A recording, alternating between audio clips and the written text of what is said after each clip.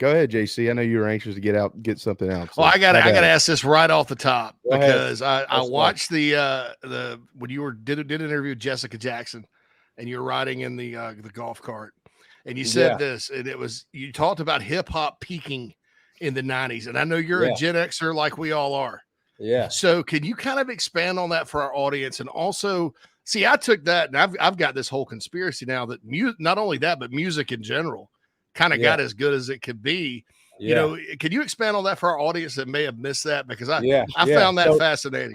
My belief is that with hip hop particularly, there have been these phases, right? There was an introductory phase.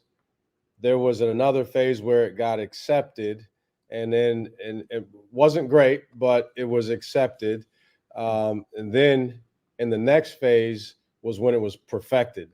And I think in the 90s, it was perfected. Whether you liked guys that were going to rap really fast like Twista, whether you liked people that were going to like the chopped and screwed version of rap, whether you liked the ones that were lyricists, whether it was beats with Timberland, whether it was whatever with Jay-Z, Pac, Biggie, Nas.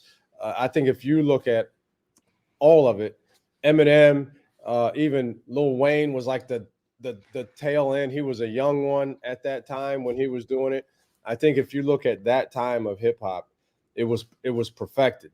And then as you moved forward, the next group, what else could they do? I mean, they have some good beats, but you got into mumble rapping.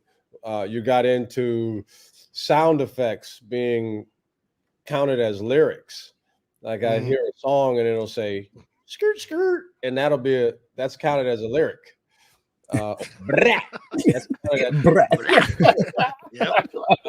These days, I think it got perfected. Where are you going to go? Where are you going to go from all those guys? Where are you going to go from all those guys?